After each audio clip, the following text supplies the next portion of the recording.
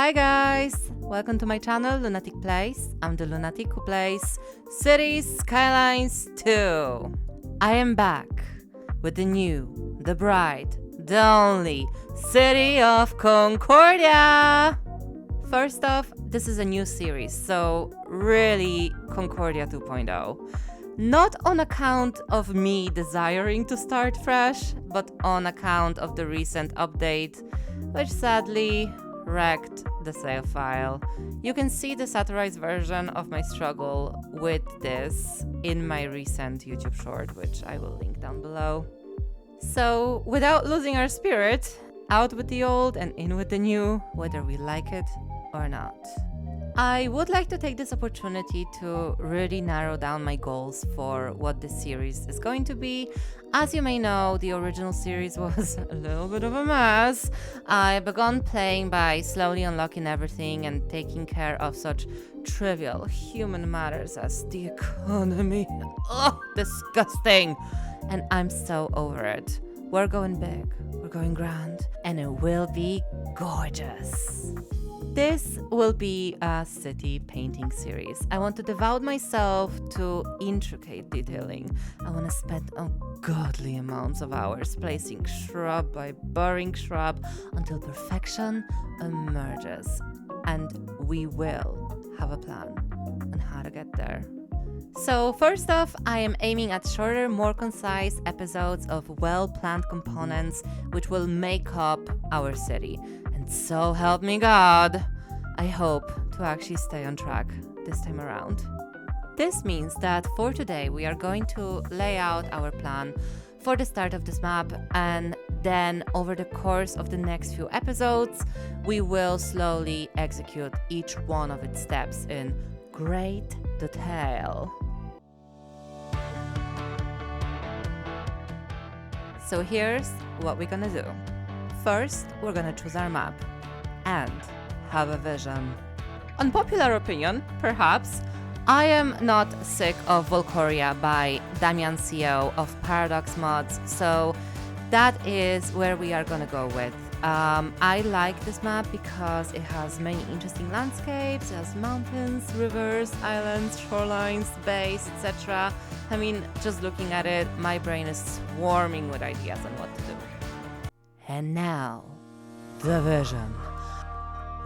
And the vision for Concordia, as laid out in the now, dead series, is the concord of all different European architectural elements coming together to create this pan-European unity city, which has unique districts representative of the various parts of Europe and made available to us by the recent Paradox Mods region packs, which I'm very grateful for. But it's basically where each district is consistent with what they represent, but where you may cross a road and go from a Central European medieval city center and into Soviet-era block estates, and who knows, maybe down the road you have a coastal British-inspired town with a view on a Mediterranean town that's just over on the other island. So basically, we're making a pan-European Frankenstein's monster of a city. And I think Valkyria in particular couldn't be a better fit for this job. With its natural landscape barriers, giving us opportunity to really nestle our different districts in between of them. So now that we have our map and we have our vision, we are going to look at preparing our map. And all planning must always start with a road layout. The infrastructure which will act as the pulsating veins of our city. So let's take a look at our existing city connections. Do you see these sad, boring old highways? They're grey, they're simple, they're geo-laned. Well, this won't do. So let's make our key motorways for our city. So first off, before we even begin, we are going to create our roads. And I actually had this issue building Concordia the first time around, is that I had way too many copies of roads in Road Builder that I created my own custom roads, and I didn't really catalog them properly, so my ADHD autistic nature can really come out to play this time around.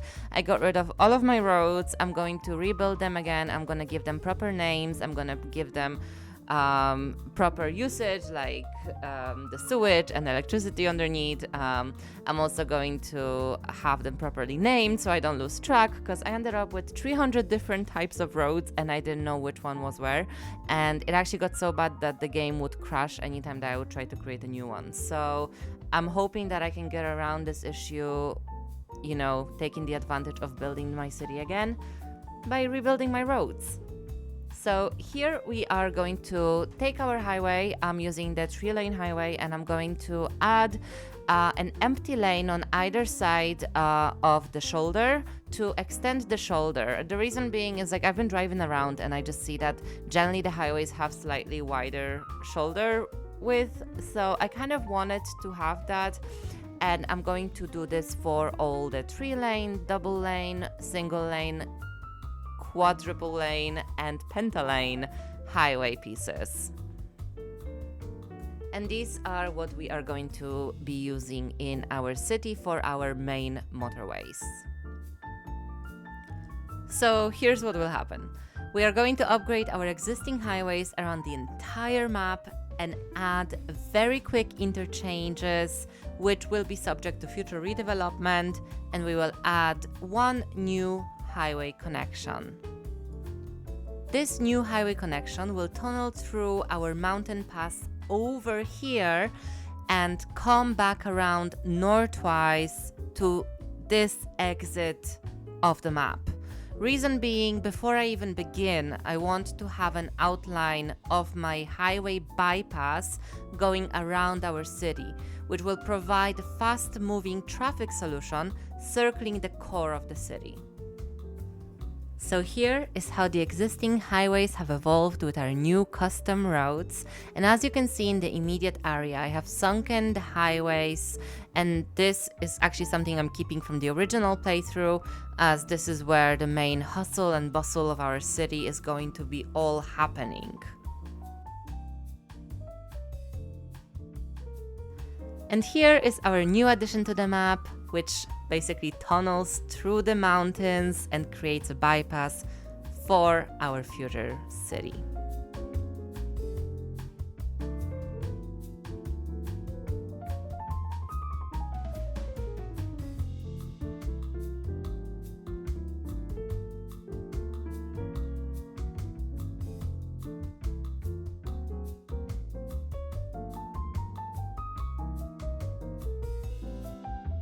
And now, let's get on to the plan. So I would like to use my opportunity of starting fresh on this map and begin with the core of my city for a change, which is going to be nestled in the heart of the area which we surrounded by the bypass. So we are going to position our town along and on the river. The very first goal towards which we will work towards will be a medieval historic landmark city center inspired by Central Europe. My inspirations here will be mostly the city of Wrocław, also Prague, Krakow, maybe Gdańsk. I wish to settle this medieval core onto the two northern islands of our river, and this will require a level of terraforming on our part, which doesn't that just sound so exciting? The larger of the two is going to be our market square, highly pedestrianized city core surrounded by an arterial road, which should make the appearance of having been paved upon the old city walls. And the northernmost section of that island should include an old-timey little gondola dock. Now the smaller island is going to include a castle and a cathedral, sort of akin to where the real Notre Dame Cathedral is located upon the River Seine in Paris, and that's also the asset that we're going to be using here. So that's more or less the general vibe of what we're going with the Castle Cathedral Island. However, before we even get there, we need to account for how to get there. And to do that, we need more infrastructure in place. So what we're gonna do today is that we're going to build our connection. A smaller yield motorway which will connect between the tunnel that we've just put in place and the southern part of our bypass. Here is where I want to have our interchange and where I want to begin my detailing journey in this series. Here we will pre-plan for a second smaller yield motorway connection to the heart of our future metropolitan area, which will contain most of our high-rise buildings. We're not going there for some time yet, but I will erect a connection and an interchange here to begin shaping the arterial bounds of our city. Since we are focusing on connection first, we must account for the railway connections too, and I would like for this city to have a well-developed rail system. I haven't really decided on whether or not parts of it will in the future become redeveloped into a metro transit system for the city, so the current desire is to overcompensate with our railways so that should the time come to redevelop, the infrastructure will already be there. And here is how I presume for the current system to grow. I am expecting that our first interchange project will give us a bit of a headache over the rail passing through in multiple directions, but let's see what we can come up with. And now, I think without further ado, we're ready to begin the next step. So here I began by drawing out my tracks and connections first. I created a dual track capacity where all the different tracks connect and branch out together, offering as many connections as possible, and I'm pretty happy with the result. Then I came in with my highway, first bringing it across the main motorway and then creating connections of each directionality to branch into each alternating direction on its subsequent highway. And here is our final product. Doesn't it look great? It's like a jungle, isn't it? Okay, so this is the interchange. It took me much longer than I care to admit. I had a version of this built, but then I realized I didn't account for all turning possibilities. So this is the final product. It's a little bit of a jumbled mess. Admittedly, I like when my interchanges look like a mess. I think that it gives me more opportunity to make them look more organic, more interesting. But here specifically, this interchange wouldn't be possible to build a uniform, ordered kind of solution. At least I haven't found one that would work for this particular situation because A, we have the mountain, another mountain. Then we also have all the rails going in and around, so we had a very limited space height-wise, with all the tracks and roads going in at different levels. Yeah, it was a bit hard. We couldn't have the road cut through the tracks, and then one highway is on the very bottom, one highway is on the very top, and in between we have the rail, and having it on the side helps, but it was still a bit tricky to get it to work. And I think that we've got it to a place where we want it to be. Let me know if you like it or if you would do anything differently. I'm always open to suggestions. But now that we have this sorted, it's our initial point of entry into our town that will allow for traffic to move in and out. I would like to establish a pattern of detailing. So let's get into our detailing session. I want to really go into it and see what I can come up with. I kind of want to put maybe a little bit of concrete walls on the side of the main highway. I found a way to get custom signs, so that's kind of interesting. I think that's gonna add a lot of character to our highway, and I kind of want to fence off all the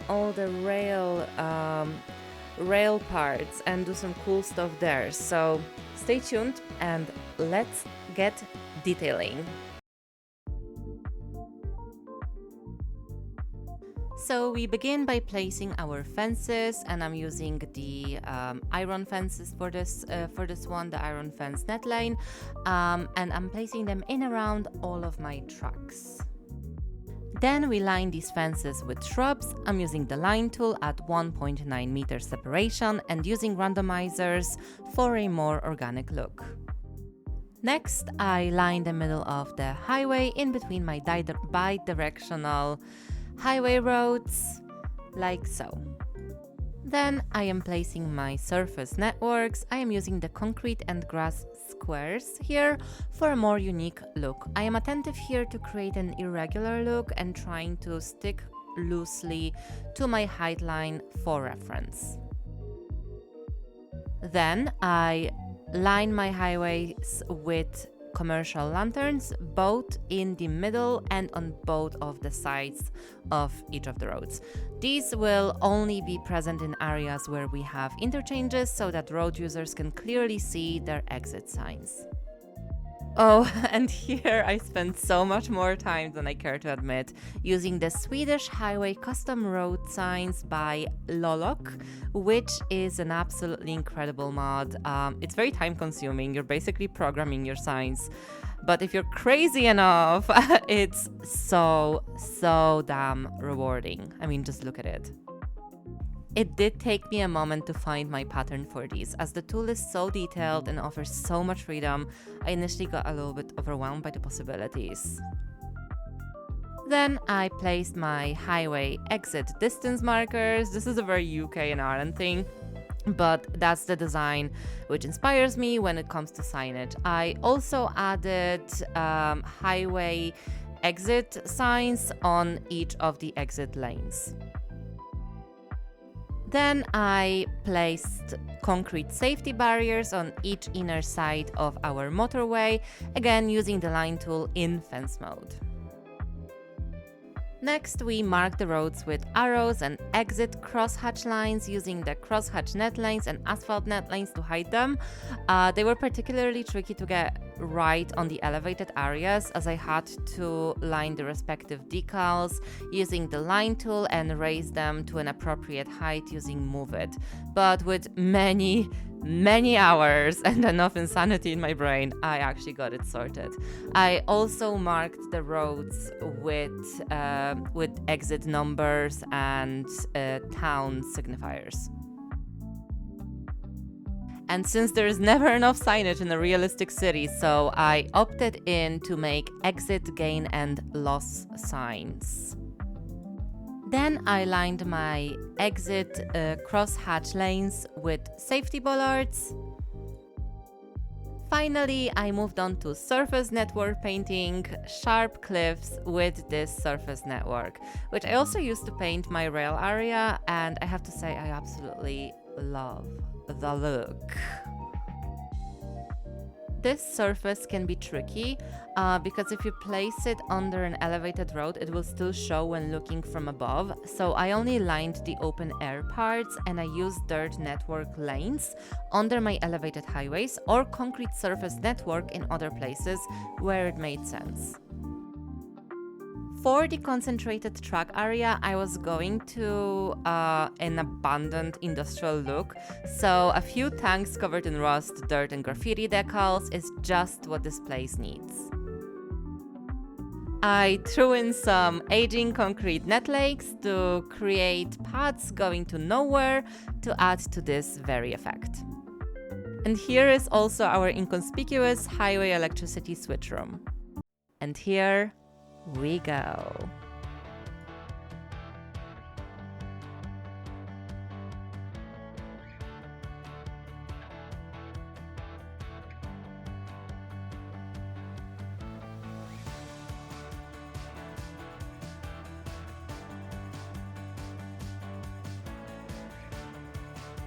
Alright, so this is the finished look. This is our interchange that we've made here, and you might notice that sometimes the saturation, the shadows kind of change. I'm still trying to find a good look for this, so be patient as I'm trying to figure out what kind of hue, what kind of little contrast graphic detail I can add to our project just to make it pop all that more. But I wanted to pop in here real quick and just kind of show you some extra bits and pieces that I did outside of the camera, namely these wall graffitis that I've positioned here using the transform tool, and these ones I got a bunch of new decals from GitHub. There's this guy called Mike Builds on YouTube. He has great decals for blending your roads into the terrain. Didn't work for this particular type because I want my highway to look pretty new, but if we're gonna make any ruined roads in the future, they're gonna come in really handy. I also used, and I think that that's from his pack as well, these concrete decals that I've used on these concrete areas under the highway that we've created to just avoid having the surface stick through the elevated highways. So we've done that. Also, I realized that in the video I didn't really show you quite well the road markings. So here's what I did, kind of like as you're going on the highway, you're just going straight and then you have these marking lines. So exit 1 here, and you can see that this road will take you to town. So that's going to city center. I kind of like this little addition. I noticed that the Dublin bypass M50 has that, like when you're taking an exit, it will say city. I just like the word town, so I'm funky like that. But now that we've built this, I hope that you like it. Do let me know if you would do anything differently, if you like it, if you don't like it. Let me know down below. And now I think it's time to take all that we've learned from this initial establishment of infrastructure in our town and take it away. And the way that we're going to take it away is here. Step 2 on our plan, remember? We're going to make one more interchange. And I think I've learned a lot from detailing and connecting that monstrosity over there. So here I want to have another highway and another interchange that will kind of like prerequisite entry upon the metropolitan island that's gonna be there in the future. So yeah, I think now let's take all that we've learned and let's apply it over here. Alright, so first we are going to flatten our terrain and make loads of space. I previously removed the trees from my key areas. Then we will lay out a sketch of how our intersecting highways will flow in this area, and then I raised the new highway segment to meet over the existing one. I am opting in for a stacked roundabout interchange here, where the actual roundabout is in the pits of hell, so more digging is required of us. And to even come up with this one, to be honest, I went with several different interchange ideas for this location. I almost settled on a cloverleaf one, but I was just not feeling it. So what I'm trying to communicate is don't be afraid to go back to the drawing room and change things around if you're not 100% feeling it. Because you know, it has to be perfect. Then I connected my highways to the roundabout with double exit lanes. I'm going double lanes here because it will be a pivotal access part to the busiest part of our town. So I just wanted to get ahead. And here my lane mathematics broke a bit because I felt that one double lane exit directly flowed into the other and offered no comfortable access to the roundabout. So 2 lanes versus 3 on the roundabout is what I settled on. Loads of move it adjustment occurred here. Lastly, we smooth out the edges and see how our interchange looks like. And it's also where my fears set in, and meanwhile an integral part of a European build is a roundabout interchange. It can be tricky in Cities Skylines as it always gives me tons of traffic problems, so having that knowledge, I decided to get ahead, go back to the drawing room and add a couple of things. Namely, I decided to offer extra turning lanes for each of the exits to turn left. And this now also meant that I had 3 lanes exiting the M1, which now required me to create a 6-lane custom highway piece for where M1, the existing highway, meets the exit. So this I kept up with the lane mathematics. This again was a task of deleting, redoing, moving it, playing with the lanes and aligning everything to be perfect. I also used this opportunity to apply some corrections to the slope and length of my exits as I rebuilt them. And here we go. Voila.